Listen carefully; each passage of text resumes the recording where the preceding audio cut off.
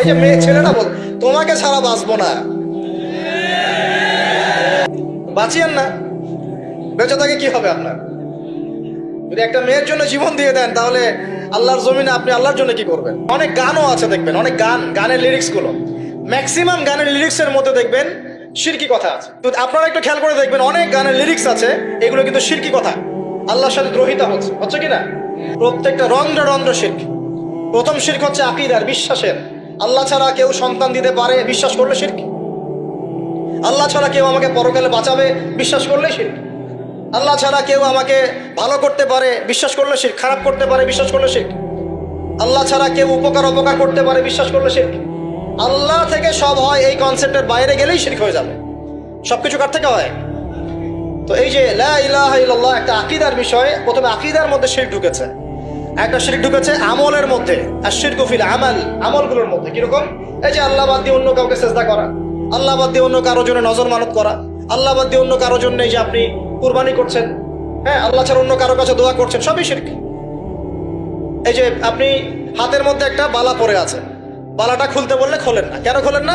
আপনার ধারণা এটা খুলে ফেললে আপনার ক্ষতি হবে, রোগ আর ভালো হবে না। এই যে আকীদা, শিরকি আকীদা, শিরকি আকীদা, টাটকা শিরকি আকীদাটা যদি মনে করেন যে এটা খুললে, এই যে আংটি একটা পরেছেন মনে করেন, এই নিয়াতে পরে থাকেন যে এই আংটি পরার পরে আমার রোগ ভালো হবে, টাটকা শিরক এটা। এমনি যদি পরেন সৌন্দর্য বর্ধনের জন্য পরেছি, কোনো সমস্যা নাই, ইন্নামাল আমালু বিন্নিয়াত। কিন্তু যদি এই নিয়াতে পরেন এই আংটিটা পরলে আমার রোগটা ভালো হবে, খুললে আর রোগ ভালো হবে না, ব্যাস শিরক হয়ে গেছে।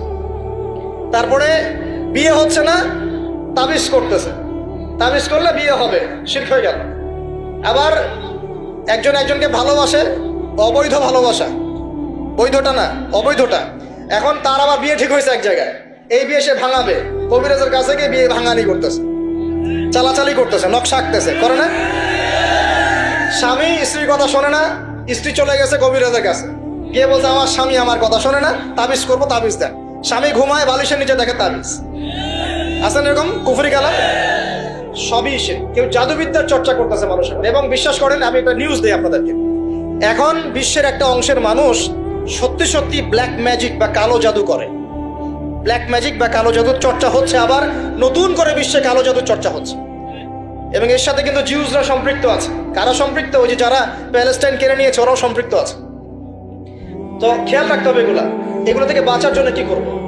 বাঁচার জন্য প্রতিদিন 5 ওয়াক্ত নামাজ, পবিত্র অবস্থায় থাকার চেষ্টা করা, সকাল সন্ধ্যার মাসনুন দোয়া কালামগুলো পড়বেন হিসনুল মুসলিম বই থেকে, আর এই যে আপনার কোরআন তেলাওয়াত, ডেইলি একটু করে কোরআন তেলাওয়াত করলে ইনশাআল্লাহ এই ধরনের চোখ লাগা, বদনজর, জাদুটোনা সবকিছু পরাজিত হয়ে যাবে ইনশাআল্লাহ তাআলা।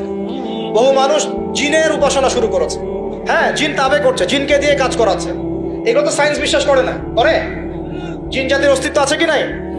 ওমা খলাকতুল জিন্না ওয়াল ইনসা, আল্লাহ পাক বলছেন ওমা খলাকতুল জিন্না ওয়াল ইনসা, আমি জিন আর মানুষকে সৃষ্টি করেছি কি জন্য? ইল্লা লিয়াবুদুন, আমার ইবাদত করার জন্য। আমাদের সবার সাথে একটা করে শয়তান জিন আছে, আছে না নাই? আছে। বাথরুমে যান না, বাথরুমে যাওয়ার সময় কি দোয়া পড়েন? আল্লাহুম্মা ইন্নী আউযু বিকা মিনাল খুবসি ওয়াল খুবসি আর খাবাইস, মানে কি? খুবসি আর খাবাইস মানে কি? দুষ্ট নোংরা জিন শয়তান। তো সুলাইমান আলাইহিস সালামের যুগ থেকে জাদুবিদ্যার চর্চা চলে আসছে, এবং আমাদের নবী মুহাম্মদ সাল্লাল্লাহু আলাইহি ওয়াসাল্লামকেও কিন্তু জাদু করা হয়েছিল, জানেন এটা?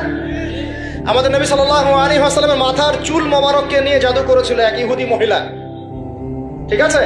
এই জাদুর অস্তিত্ব ছিল একটা কূপের নিচে। আলী রাদিয়াল্লাহু আনহু গিয়ে সেটাকে খুঁজে বের করেন, রাসূল সাল্লাল্লাহু আলাইহি ওয়াসাল্লামের সামনে ওটা ধ্বংস করে দেওয়া হয়। এরপরে এই সময় নাজিল হয় কুল আউযু বিরাব্বিল ফালাক মিন শাররি মা খালাক ওয়া মিন শাররি গাসিকিন ইযা ওয়াকাব ওয়া মিন শাররিন নাফাসাতি ফিল উকাদ। এটা হচ্ছে জাদুর আয়াত, ওয়া মিন শাররিন নাফাসাতি ফিল উকাদ ওয়া মিন শাররি হাসিদিন ইযা হাসাদ। এবার নাজিল হয় কুল আউযু বিরাব্বিন নাস মালিকিন নাস ইলাহিন নাস মিন শাররিল ওয়াসওয়াসিল খান্নাস আল্লাযী ইউওয়াসওয়িসু ফি সুদুরিন নাস মিনাল জিন্নাতি ওয়ান নাস। এই সূরা দুটো নাজিল হয় এই ঘটনার প্রেক্ষিতেই। আমরা তো শানে নজুল অনেকে জানি না, তো এইগুলো এখন শিরকি আকীদা আমাদের সমাজে চলছে। আবার একটা কি, কথার মধ্যে শিরক চলছে, কথা। আমরা বলছি আমরাই সমস্ত ক্ষমতার অধিকারী, বলছে কি না? এরকম কথা শোনা যায় না? আর তাবারাকাল্লাযী বিয়াদিহিল মুলক মানে কি? বরকতময় সেই সত্তা যার হাতে সমস্ত ক্ষমতা, রাজত্ব। তাবারাকাল্লাযী বিয়াদিহিল মুলক, তিনি বরকতময় সত্তা।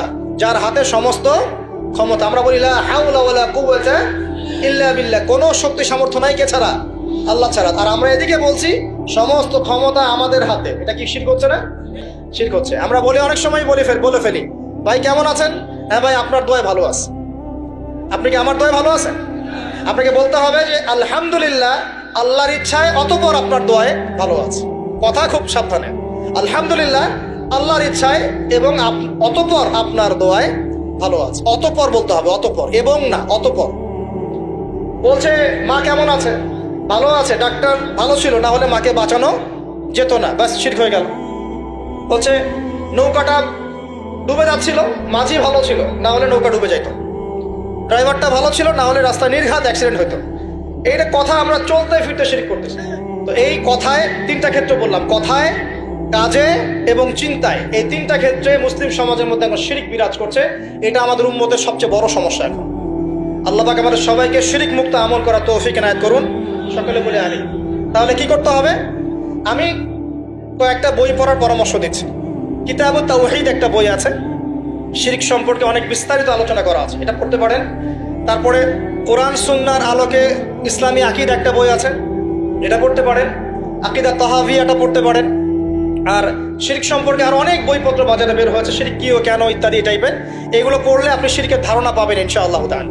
আল্লাহ পাক আমাদের সবাইকে শিরক মুক্ত আমল করা তৌফিক এনায়েত করুন, সকলেই বলি আমিন।